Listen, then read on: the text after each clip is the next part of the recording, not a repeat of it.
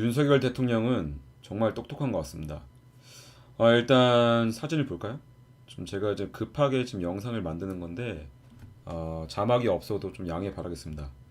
일단 사진 및 그 자료들의 출처는 지금 이게 YTN 뉴스 톡보인데 자 확인을 시켜드릴게요. 자 국회가 민주당이 과반수 이상이라서 사실상 윤석열 대통령은 힘을 못 써요. 그래서 부정선거 수사로 아예 판을 뒤집을 생각이 좀 있었던 것 같습니다. 부정선거 뭐죠? 4.15 총선이죠. 아니, 선관위를 압수수색하려면, 자, 보시죠. 계엄군, 중앙선관위 과천 청사도 진입했다. 철수. 계엄군, 중앙선관위 과천 청사도 진입했다가 이제 철수. 뭔 박스를 들고 나오죠. 진입을 한 다음에 박스를 들고 나오는 겁니다. 자, 이게 뭘까요? 선거관리위원회 관련된 내용들이죠. 문서들. 근데 선거관리위원회를 압수수색하려면요, 그 어떤 법도 되게 통하지 않습니다. 까다로워요. 그럼 반드시 영장이 필요하거든요. 근데 그게 쉽습니까? 어렵죠. 그런데 재미있는 사실은 계엄령이 발동할 때는요, 영장 없이 압수수색이 가능합니다. 계엄령이 발동할 때는 대통령 최고 권한이죠. 그럼요, 압수수색이 가능합니다. 자, 여기 군인들이 상자 같은 거 다 가지고 나오잖아요. 이게 선관위 털어서 가지고 나온 거죠. 아마 이번에 발동한 계엄령이 하이 리스크였던 만큼 윤석열 대통령도 그만큼 확신이 있었기 때문에 이런 행동을 감행한 게 아닌가 그런 생각이 듭니다. 아마 제 생각으로도 여러분들의 생각으로도 계엄이 해제되는 건 당연히 알고 있었을 테고 이 압수수색 시간 버는 게 목적이었죠. 그럼 모든 게 맞아 떨어져요.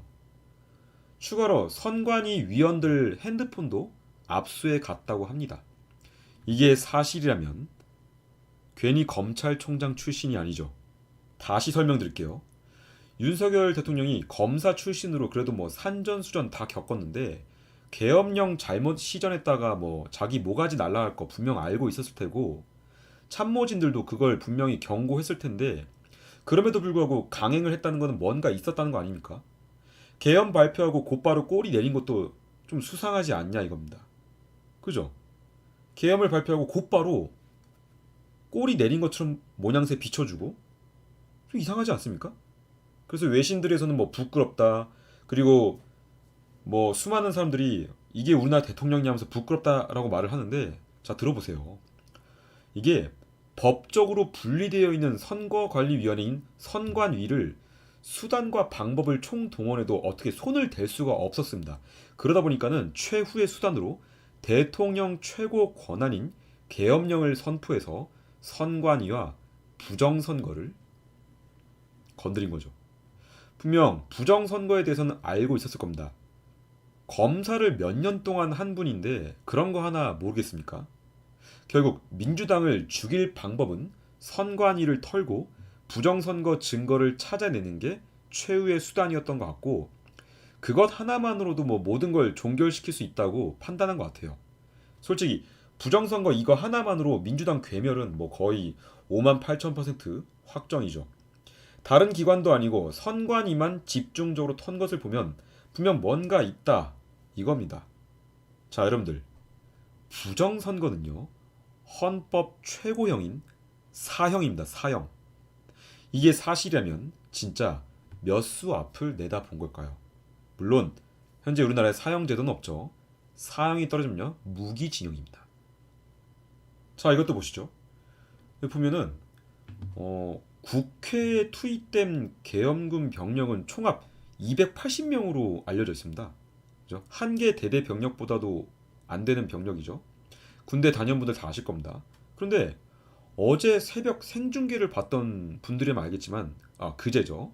그때 라이브로 송출되던 1차 병력의 수가 결코 많이 없었습니다. 그죠? 제가 알기로는 뭐 끼케야 한 50명, 60명 그 정도로 추정이 됩니다. 근데 어디까지나 1차 투입 병력에 관해 말하는 겁니다. 여기 다른 뉴스 기사에서는 뭐라 하죠? 약 1시간이 지나서야 국회 진입 점점점점 인원도 50명에 불과. 다른 뉴스 기사에서 50명에 불과했다고 언급을 했네요. 상식적으로 생각을 해도 국회 의석수가 300석이고 국회의원 뭐 국회 봉쇄가 진짜 작전이었다면요. 최소 600명 정도 이상은 투입됐어야 정상이죠. 즉 이렇게 보다시피 기관 소총 이런 거 들고 가짜가 아니라 진짜로 들고 실탄 그 장착하고 뭐 수천만 원짜리 막 야투경 풀세트로 장착을 해가지고 나 특전사야 나 진짜 보병사단이야 이렇게 보여주면서 그냥 보여주기 식으로 끝난 게 아니라 실제로 문 때려 부수는 그런 해머나 망치, 최루탄, 제압용 최루탄 이런 것들을 가져갔어야 정상이죠. 근데 그러질 않았습니다. 여기서 더 의문인 점은 계엄령을 발동이 되고 나서 그 계엄을 유지하는 데 있어서 가장 큰 위협은 국회에서 계엄령 무효를 발의하는 건데 현재 윤석열 대통령이나 관련된 그 지휘부가 그걸 정말 몰랐을까요? 정말로? 검찰총장 출신인 윤석열 대통령이 그걸 모른다고? 글쎄요, 그건 아니라고 보는데요. 더 궁금한 점은 특임단 특전사가 일반 보좌관들보다 국회에 늦게 진입을 했다? 그것 또한 더 이상합니다. 특전사가요? 말이 안 됩니다. 계엄을 발동하기 전에 국회에 병력을 깔아도 모자를 판인데 계엄 발동 이후에 1시간이 지나서야 국회에 투입이 됐죠. 자, 이게 뭘까요? 보다시피 선관위를 털기 위해서 계엄군 279명, 중앙선관위 청사 덮쳐, 당직자 5명 휴대전화까지 압수. 12월 4일자 밤 10시 9분 기사네요. 박홍두 기자님, 전현지 기자님 감사합니다. 보다시피 선관위를 털기 위해 계엄군을 297명이나 투입했다는 점, 약 300명이죠. 국회에는 거의 50명밖에 없었는데 여기에 300여 명 가까이 투입했습니다. 국회보다 더 많은 병력을 투입했죠. 이게 진짜 목적이었던 거죠. 바로 뭡니까? 4.15 총선, 부정선거를 잡아내기 위함입니다. 자, 여러분들 재밌는 거 하나 알려드릴게요. 자, 단독 트럼프 최측근 7월달 한국 부정선거 실태 조사했다. 언제입니까? 올해 7월달입니다. 그리고 이 기사는 허겸이라는 기자분의 기사인데 올해 11월 8일자에 나온 기사죠. 허겸 기자님 정말 감사합니다. 수고하십니다. 올해 7월달에 한국의 4.15 총선 부정선거 실태를 조사했다고 합니다. 이거 정말 중요한 내용이거든요. 여기 지금 가운데 서 있는 분 계시죠? 이분이 어떤 분이냐면요. 트럼프 행정부의 굉장히 그 뭡니까 최측근 중 한 명입니다. 근데 이분이 실제로 7월달 4달 전에 이미 한국에 와서 부정선거를 조사하고 갔습니다. 자, 그런데 조사하고 갔는데 그러고 나서 지금 이제 4개월 뒤인 11월 말, 그 5개월 뒤인 12월 초에 계엄령 발동해가지고 윤석열 대통령이 선관위를 덮쳤죠. 자, 이게 과연 우연일까요? 여러분들, 정치적인 움직임은요 절대 우연이 없습니다. 반드시 필연입니다. 한국 내 총선 비리에 관하여 아마도 트럼프 정권이 내년 1월부터 이제 시작이 되는데 트럼프 2기 행정 집권 이후 아마 대대적으로 한국 내 총선 비리에 조사 들어갈 예정인 것 같습니다. 이거는 현재 윤석열 대통령에게 힘을 실어주기 위함이죠. 여러분들, 미국이 왜 한국에 개입을 하냐라고 물어본 분들 계실 텐데 당연히 미국은 한국에 개입이 되어야 됩니다. 왜냐고요? 우리 대한민국은요 지정학적으로 아주 중요한 위치에 있습니다. 바로 위에 우리나라의 주적인 북한이 있고요. 북한군이 있죠. 그 위에 전 세계 공산화의 1등 공신이자 가장 위협적인 존재인 중국이 존재합니다. 그리고 우리 밑으로는요. 누가 있죠? 일본이 있습니다. 일본은 누구와 연대합니까? 미국과 함께 연대를 하죠. 한미일 연대 이런 얘기 많이 들어보시죠? 우리 한국은요. 물론 일본이 아주 옛날에 우리나라를 침략한 거는 뭐 안타까운 과거 역사입니다. 근데 그걸 떠나서 현재 우리는 미국과 동맹국들과 연대를 해야 돼요. 그래야만 북한과 중국 공산당을 몰아낼 수가 있습니다. 미국은 우리나라 정말 중요시 여길 겁니다.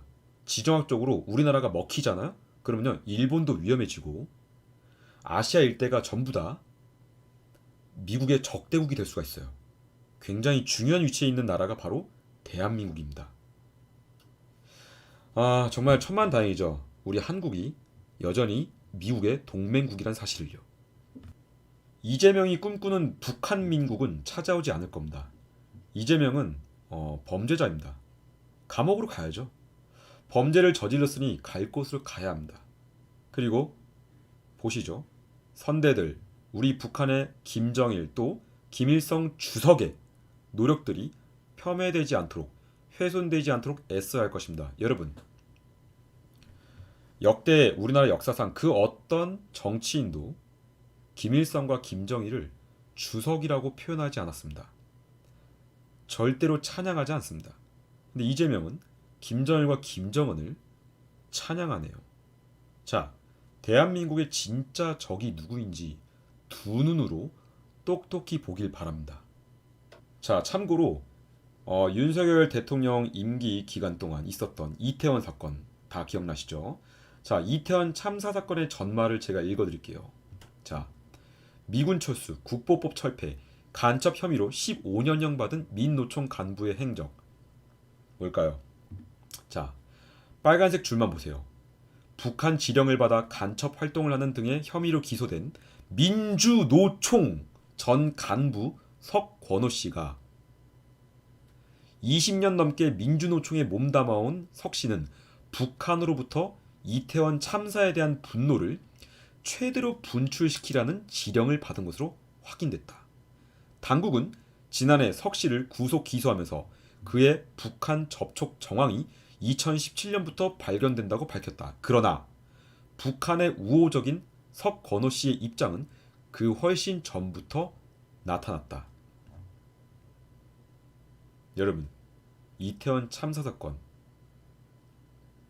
정말로 우리나라 내에서 일어난 일이라고 생각합니까? 저는 북한의 소행이라고 봅니다. 여러분, 대한민국 내 간첩은 현재 5만여 명이 훨씬 넘어갑니다. 과거 90년대 북한 서열 2위였던 황장엽 씨는요, 탈북을 해서 남한으로 넘어왔었습니다. 그리고 2010년에 돌아가셨죠. 이분이 증언을 했죠. 90년대 당시 황장엽의 언급으로는 대한민국 남한에 상주하고 있는 간첩이 5만여 명에 달한다고 합니다. 그런데 지금은 얼마나 더 있을까요? 정계, 재계, 연예계, 언론계 등등 각 분야의 고위직의 대부분의 간첩들이 위치하고 있을 겁니다. 여러분, 이 영상을 널리 퍼뜨려서 대한민국이 눈을 뜨게끔 해주세요. 지금까지 뚝돌TV였습니다.